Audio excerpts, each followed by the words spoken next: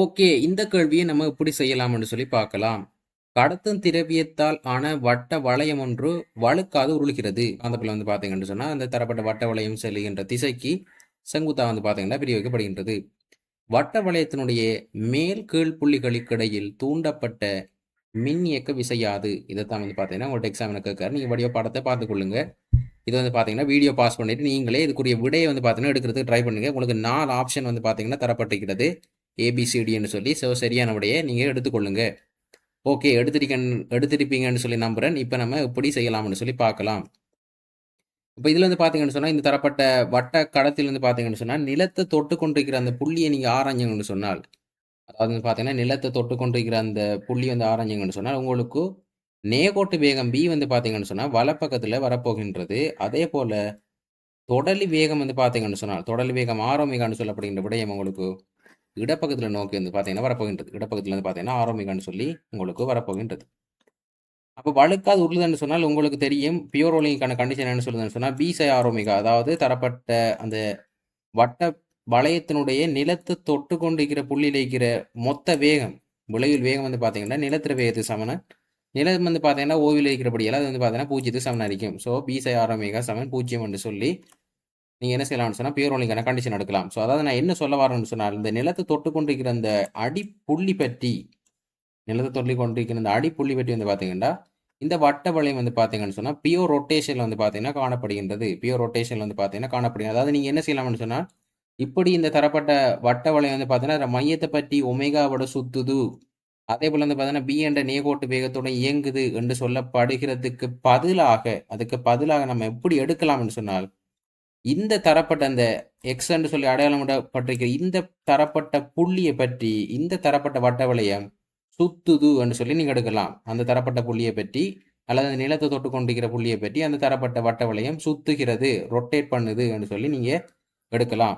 அது ஒரு பாயிண்ட். 2வது பாயிண்ட் என்னன்னு சொன்னால், இந்த தரப்பட்ட வட்ட வளையத்தை வச்சுக்கொண்டு நம்ம கேள்வி செய்ய போகிறது கிடையாது. நம்ம எல்லாருக்குமே தெரியும், என்ன தெரியும்னு சொன்னால், ஒரு காந்தப்புலத்துக்குள்ளே இப்போ சாதாரண பார்த்தீங்கன்னா இப்படி ஒரு கடத்தி கம்பி தந்தா, இப்படி ஒரு கடத்தி கம்பி தாராங்கன்னு சொன்னால், நீங்கள் எல்லாரும் என்ன செய்வீங்கன்னு சொன்னால், கட்டாயமாக அதனுடைய 2 பாயிண்ட்டையும் பார்த்தீங்கன்னா இணைக்க போகிறீங்க. 2 பாயிண்ட்டையும் பார்த்தீங்கன்னா இணைச்சிட்டு நம்ம சொல்லுவீங்க, இதான் பார்த்தீங்கன்னா பயன்படு நீளமாக இருக்க போகின்றது. இதான் பார்த்தீங்கன்னா பயன்படு நீளமாக இருக்க போகின்றது. இந்த பயன்படு நீளம் தான் பார்த்தீங்கன்னா காந்தப்புல கோடுகளை வெட்ட போகின்றது என்று சொல்லி கட்டாயமாக சொல்லுவீங்க. ஸோ அதே ஐடியாவை தான் இந்த இடத்துல யூஸ் பண்ண போகின்றோம்.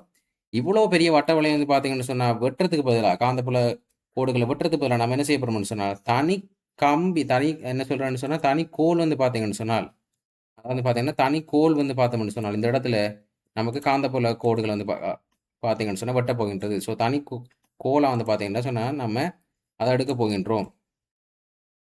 ஓகே, அதே போல் பார்த்தீங்கன்னா தொடர்ச்சியாக பார்த்தீங்கன்னா இந்த தனி கோல் பார்த்தீங்கன்னு சொன்னால், நான் அப்போ சொன்ன மாதிரி நிலத்தை தொட்டு கொண்டிருக்கிற இந்த தரப்பட்ட இந்த எக்ஸ்ன்னு சொல்லப்படுகிற புள்ளியை பற்றி ஒமேகான்னு சொல்லப்படுகின்ற கோண வேகத்தோட நீங்கள் சுத்துது என்று சொல்லி இந்த படத்தை, இந்த வட்ட வளைய படத்தை பார்த்தீங்கன்னா இந்த படத்துக்கு சர்வசமனாக நீங்கள் மாற்றலாம். அந்த ஒரு பாயிண்ட். 2வது பாயிண்ட் என்னென்னு சொன்னால், இந்த தரப்பட்ட வட்ட வளையம் அதனுடைய மையத்தை பற்றி ஒமேகான்னு சொல்லப்படுகின்ற கோணத்தோட சுத்துதுன்னு சொன்னால், அதே கோண வேகம் ஒமேகாவோட பார்த்தீங்கன்னு சொன்னால், இந்த எக்ஸ்ன்னு சொல்லப்படுகின்ற புள்ளியை பற்றி இந்த தரப்பட்ட கோல் பார்த்தீங்கன்னு சொன்னால் சுத்த போகின்றது. கோலினுடைய நீளம் பார்க்கலாம். நீங்கள் 2r சொல்லி வரப்போகின்றது. என்ற வட்ட வளையத்தினுடைய விட்டமாக இருக்க போகின்றது. 2r சொல்லி வரப்போகின்றது.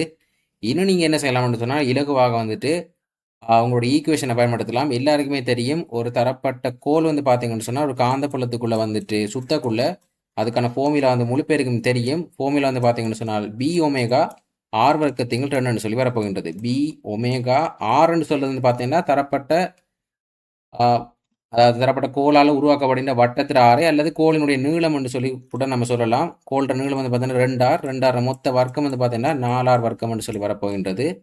அதை நம்ம என்ன செய்யலாம்னு சொன்னால் 2ஆல் பிரித்து கொள்ள போகின்றோம். ஏன்னா பி ஒமேகா ஆர் வர்க்கத்துக்கு 2 தான் ஃபோமியுலா. அப்படி நீங்கள் தொடர்ச்சியை சுருக்கி எடுத்தீங்கன்னு சொன்னால் உங்களோட விட பார்த்தீங்கன்னு சொன்னால் 2b ஒமேகா ஆர் வர்க்கம்னு சொல்லி உங்களுக்கு வரப்போகின்றது. அப்போ நீங்கள் விடையே எடுத்துடலாம். இது பார்த்தீங்கன்னா பருமன் அறிய போகின்றது. தரப்பட்ட மினி ஈக்குவேஷனுடைய பருமன் அறிக்க போது கட்டாயமாக உங்களுக்கு திசையை கண்டுபிடிக்க தெரியும். ஏன்னு சொன்னால் மோஸ்ட் ஆஃப் த கொஸ்டின் பார்த்தீங்கன்னு சொன்னால் பருமனை காண சொல்கிறத விட பார்த்தீங்கன்னா திசையை வச்சு கொண்டு தான் பார்த்தீங்கன்னா நிறைய கேள்வி பார்த்தீங்கன்னு சொன்னால் பாஸ் பேப்பர் பார்த்தீங்கன்னா வந்திருக்குது. திசையை வச்சு கொண்டு தான் பார்த்தீங்கன்னா பல வினாக்கள் பார்த்தீங்கன்னா வினவப்படுகிறது. பருமனோட ஒப்பிடக்குள்ள கட்டாயம் பார்த்தீங்கன்னா வெற்றியினுடைய திசை பார்த்தீங்கன்னா சரியாக குறிக்க தெரியணும். அது நீங்கள் என்ன செய்யலாம்டா, ஃபிளமிங்கினுடைய வலக்கை விதியை பயன்படுத்தி என்ன செய்யலாம்னு சொன்னால் கண்டுபிடிச்சு கொள்ளக்கூடியதாக இருக்கும். ஸோ வலக்கை விதியை பயன்படுத்தினீங்கன்னு சொன்னால் உங்களுக்கு ஹையர் பொட்டான்சியல்னு சொல்றது, அதாவது அதிகமான அழுத்த வேறுபாடுன்னு சொல்றது எங்க இருக்க போகணும்னு சொன்னால் மேல் முனையிலையும் குறைவான அழுத்தம் வந்து பார்த்தீங்கன்னா கீழ் முனையில காணப்படும். இப்படி தான் வந்து பார்த்தீங்கன்னா இந்த பேட்டரி வந்து உருவாக போகின்றது. இந்த பேட்டரியினுடைய பருமன் தான் நம்ம கண்டுபிடிச்சிருக்கோம் 10B ஒமேகா ஆர் வர்க்கம்னு சொல்லி கண்டுபிடிச்சிருக்கேன். ஓகே ஓகே அதே போல் இந்த கேள்வி எப்படி செய்யலாம்னு சொல்லி பார்க்கலாம். இதே நம்ம ஈஸியாக செஞ்சிடலாம். முதல் கேள்வி செஞ்ச மாதிரி கடத்தும் திரவியத்தால் ஆன 2 வட்ட வளையங்கள் புறக்கணிக்கத்தக்க தடையுடைய கடத்தியின் மீது வழுக்காது உருளுகிறது. ஸோ புறக்கணிக்கத்தக்க தடையுடைய கடத்தி என்று சொன்னால் அதனுடைய தடை பூஜ்ஜியம் என்று சொன்னால் கம்பியில் இருக்கிற எந்த புள்ளியில வந்து பார்த்தீங்கன்னா இருக்கிற அழுத்தம் சமனான அழுத்தமாக காணப்பட போகின்றது. ஸோ அதைத்தான் வந்து பார்த்தீங்கன்னா அதை மென்ஷன் பண்ணுறாங்க. காட்டப்பட்டவாறு காந்தப்புலம் வந்து பார்த்தீங்கன்னா பிரிவைக்கப்படுகின்றது. அதே போல தான் தளத்துக்கு செங்குத்தாக வந்து பார்த்தீங்கன்னா பிரிவைக்கப்படுகின்றது. கேள்வி என்ன சொன்னால் ஏசி புள்ளிகளுக்கு இடையில் அழுத்த வேறுபாடு யாது? அதாவது என்ன சொல்றாங்கன்னு சொன்னால் ஏசி புள்ளிகளுக்கு இடையில் அழுத்த வேறுபாடுன்னு சொல்றது என்னன்னு சொன்னால் ஏயில் அடிக்கிற அழுத்தத்திலிருந்து சியில் அடிக்கிற அழுத்தத்தை நம்ம கழிக்க போகின்றோம். ஏயில் அடிக்கிற அழுத்தத்திலிருந்து சியில் அடிக்கிற அழுத்தத்தை கழிக்க போகின்றோம். அப்போ நான் குயிக்காக என்ன செஞ்சிடறேன்னு சொன்னால் அதே மாதிரி டக்குன்னு இந்த 2 படத்தை வந்து பார்த்தீங்கன்னா வரைஞ்சிடுறேன். அதாவது இந்த வட்ட வளையத்தை நம்ம வச்சு கொள்ளாமல் என்ன செய்யறோம்னு சொன்னால் வட்ட வளையத்தை வந்து பார்த்தீங்கன்னா கோலாக கன்வெர்ட் பண்ண போகின்றோம். ஸோ டக்குன்னு வரைஞ்சிடலாம்.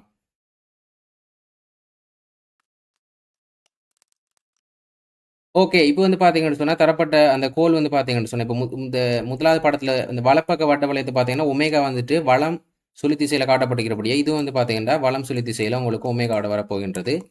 இடப்பக்கத்தில் இருக்கிற வட்ட வளையம் வந்து பார்த்தீங்கன்னா, அதாவது இடம் சுழி திசையில ஒமேகா காட்டப்பட்டிருக்கிறபடி, இதுவும் வந்து பார்த்தீங்கன்னா, இடம் சுழி திசை ஒமேகா வந்து வரப்போகின்றது. தரப்பட்ட அந்த கடத்தி கம்பி என்று சொல்லி சொல்லப்பட்டிருக்காங்க. அதாவது தடை வந்து பார்த்தீங்கன்னா, புறக்கணிக்கத்தக்க அந்த கம்பியில் வந்து பார்த்தீங்கன்னு சொன்னால் அந்த வட்ட வளையம் 2 வந்து பார்த்தீங்கன்னா பியூர் ரோலிங்கில் இருக்குது. ஸோ அந்த கம்பி தான் வந்து பார்த்தீங்கன்னா இந்த கிடைநிலமாக வந்து பார்த்தீங்கன்னா காட்டியிருக்கின்றோம். அப்போ வழக்கம்போல் வந்து பார்த்தீங்கன்னா காந்தப்புல் வந்து பார்த்தீங்கன்னா உள்நோக்கின திசையில் காணப்படுகின்றது. நீங்கள் பெஸ்ட்டுக்கு என்ன செய்யுங்கன்னு சொன்னால் அந்த தரப்பட்ட பெட்ரினுடைய திசையை வந்து பார்த்தீங்கன்னா கண்டுபிடிக்கணும். ஸோ ஃபிளமிங்கினுடைய வழக்கை விதியை நீங்கள் என்ன செய்யுங்கன்னு சொன்னால் யூஸ் பண்ணீங்கன்னு சொன்னால் முதலாவதுக்குரிய அந்த பெட்ரினுடைய படம்னு சொல்கிறது எனக்கு ஹையர் பொட்டான்ஷியல் வந்து பார்த்தீங்கன்னா ஏயில் வந்து பார்த்தீங்கன்னா வரப்போகின்றது. லோ பொட்டான்ஷியல் வந்து பார்த்தீங்கன்னா கீழே வரப்போகின்றது. அதே போல் புலமையினுடைய வழக்கை விதியை இடப்பக்கத்தில் இருக்க கோலுக்கு நீங்கள் யூஸ் பண்ணீங்கன்னு சொன்னால் உங்களுக்கு ஹையர் பொட்டான்ஷியல் வந்து பார்த்தீங்கன்னா கீழ் திசையில் வந்து பார்த்தீங்கன்னா வரப்போகின்றது. மேல் திசையில் வந்து பார்த்தீங்கன்னா குறைவாகத்தான் உங்களுக்கு வரப்போகின்றது. ஸோ அதை நீங்கள் என்ன செய்யலாம்னு சொன்னால் புலமையினுடைய வழக்கை விதியை பயன்படுத்தி என்ன செய்யலாம்னு சொன்னால் கண்டுபிடிக்கலாம். இப்போ நீங்கள் பார்க்கலாம்னா 2 கோளுமே வந்து பார்த்தீங்கன்னா ஒரே மாதிரி கோல் தான். 2 கோளினுடைய நீளமும் 2 ஆருக்கு சமனாக காணப்படுகின்றது. 2 கோலும் வந்து பார்த்தீங்கன்னா ஒமேகான்னு சொல்லப்படுகின்ற பருமனுடைய கோண கதியோட வந்து பார்த்தீங்கன்னா சுத்துகிறது. அதே போல் வந்து பார்த்தீங்கன்னு சொன்னால் இந்த இடத்துல நம்ம என்ன செய்யலாம்னு சொன்னால் அந்த அதாவது 2 வந்து பார்த்தீங்கன்னா ஐடென்டிக்கல் அடிக்கிறபடியால் ஏதாவது ஒன்றுக்கு வந்து பார்த்தீங்கன்னா ஈக்குவேஷன் எழுதலாம். அதாவது என்ன ஈக்குவேஷன் எழுதப்படும்னு சொன்னால் உங்கள் எல்லாருக்குமே தெரிஞ்சது தான். அதாவது தூண்டப்பட்ட மின் ஈக்குவேஷன் சொல்லுது பி ஒமேகா ஆர் வர்க்கத்துக்கு சொன்ன சமன்பாடு எழுதி கொள்கிறேன். அப்போ பி ஒமேகா ஆர்ன்னு சொல்லுது 2 வர்க்கம் 2 வர்க்கம் 4 வர்க்கம் சொல்லி வரப்போகின்றது. ஏ 2 வர்க்கம் சொன்னால் தரப்பட்ட கோளினுடைய நீளம், தரப்பட்ட கோள்ற நீளம் நீங்கள் பார்க்கலாம் 2R. ஏன்னா வட்ட வளையத்தினுடைய 6R, விட்டம் வந்து பார்த்தீங்கன்னா 2R, கோளினுடைய நீளம் 2R, 2Rனுடைய வர்க்கம் வந்து பார்த்தீங்கன்னா 4 வர்க்கம். அதை நீங்கள் என்ன செய்யுங்கன்னு சொன்னால் 2ஆல் பிரித்து கொள்ள போகிறீங்கோ. அப்படி நீங்கள் பிரிச்சிங்கன்னு சொன்னால் உங்களுக்கு 2B ஒமேகா ஆர் வர்க்கம்னு சொல்லி வரப்போகின்றது. இது வந்து பார்த்தீங்கன்னா பெரிய கஷ்டமான வேலையே கிடையாது. இதில் வந்து பார்த்தீங்கன்னா ஈஸியாக எடுத்துடலாம் 2B ஒமேகா ஆர் வர்க்கம்னு சொல்லுது. இதில் வந்து பார்த்தீங்கன்னா எந்த இடத்துல உங்களுக்கு கஷ்டம் அடிக்க போகணும்னு சொன்னால் கேள்வியில் வந்து பார்த்தீங்கன்னா உங்களுக்கு ஸ்பெசிஃபிக்காக கேட்காங்க ஏசி புள்ளிகளுக்கு இடையில் உள்ள அழுத்த வேறுபாடுன்னு சொன்னால் ஏலை அழுத்தத்திலிருந்து சீலை அழுத்தத்தை கழிக்கணும். அப்போ வந்து பார்த்தீங்கன்னா பல மெத்தட்க்கு வந்து காட்டிங்கன்னு சொன்னால் இதுக்கு இடிக்க போகின்றது. அதை நான் இந்த இடத்துல சிக்கு பதிலாக பி என்று சொல்லி போட்டுட்டேன். அதை லைட்டாக வந்து பார்த்தீங்கன்னா எரேஸ் பண்ணிடலாம். இந்த இடத்துல வந்து பார்த்தீங்கன்னா அதை சியை மாற்றிடலாம் என்று சொன்னால் அதில் வந்து கேள்வியில் சொல்லப்படிக்க மாதிரி சி என்று சொல்லி போட்டுக்கொள்வோம். Okay fine. அப்போ வந்து பார்த்தீங்கன்னா ஏயில் இருக்கிற அழுத்தத்திலேருந்து சியில் இருக்கிற அழுத்தத்தை கழிக்க போகிறோம். அது எப்படி செய்ய போகிறோம்னு சொன்னால் இந்த இடத்துல நான் வந்து பார்த்தீங்கன்னு சொன்னால் இப்படி தான் செய்கிறது வளமை. எப்படின்னு சொன்னால் நான் எந்த இடத்துல எக்ஸாமினர் கேட்காரோ ஃபெஸ்ட்டுக்கு எந்த லெட்டரை வந்து கேட்கறான்னு சொன்னால் ஏன்னு சொல்லப்படுற லெட்டர் நான் கேட்காரு.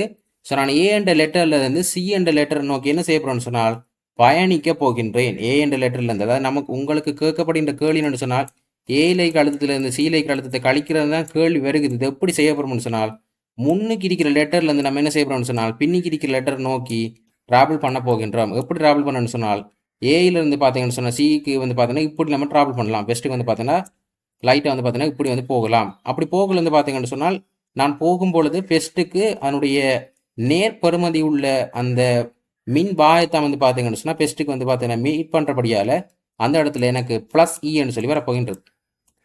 நேர் முனைவு முனைவைத்தான் வந்து பார்த்தீங்கன்னு சொன்னால் நான் பெஸ்ட்டுக்கு வந்து பார்த்தீங்கன்னா மீட் பண்ணுறபடியால் ப்ளஸ் இன்னு சொல்லி வரப்போகின்றது. ஓகே, இப்படி வந்து ட்ராவல் பண்ணிட்டோம். இப்போ வந்து பார்த்தீங்கன்னா அப்படி வந்து பார்த்தீங்கன்னா இந்த இடத்துக்கு போவோம். ஸோ சுழற்சி திசை, அதாவது போடுற அம்புக்குறி திசை வந்தபடியாக பார்த்துக்கொள்ளுங்க. சரியா போகிறோம். அப்போ கேள்வியில் நீங்கள் பார்க்கலாம், இந்த இடத்துல சொல்லப்பட்டிருக்கிறேன்னு சொன்னால் புறக்கணிக்கத்தக்க தடைன்னு சொல்லி சொல்லப்பட்டிருக்கிறது. நீங்கள் பார்க்கலாம் இந்த இடத்துல புறக்கணிக்கத்தக்க தடைன்னு சொன்னால் அழுத்த வருவாடெல்லாம் இந்த இடத்துல வரப்போகிறது இல்லை. ஸோ மொத்த அழுத்த வருவாடு வந்து பார்த்தீங்கன்னா 0க்கு சமனாக காணப்பட போகின்றது.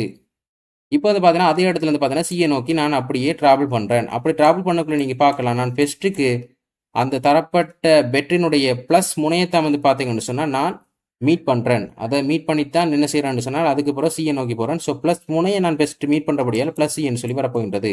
நான் தற்சமே வந்து பார்த்தீங்கன்னா மைனஸ் முனையை மீட் பண்ணுறேன்னு சொன்னால் மைனஸ் இன்னு சொல்லி போட போகிறேன். ப்ளஸ் முனையை மீட் பண்ணுறபடியாக ப்ளஸ் இன்னு சொல்லி போட போகின்றேன்.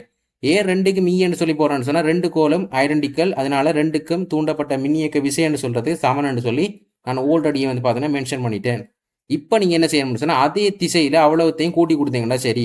அப்போ அதே திசையில் நீங்கள் கூட்டினீங்கன்னு சொன்னால் உங்களுக்கு ப்ளஸ் சி சைபர் ப்ளஸ் சின்னு சொல்லி வரப்போகின்றது.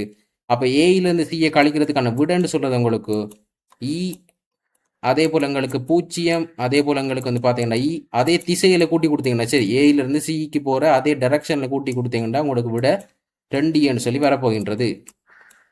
ஓகேயா? அப்போ ஈயத்தை நம்ம ஏற்கனவே கண்டுபிடிச்சா 2b ஒமேகா ஆர் வர்க்கம்னு சொல்லி நீங்கள் 2ன்னு சொன்னால் உங்களுக்கு ஈஸியாக கண்டுபிடிச்சிடலாம்.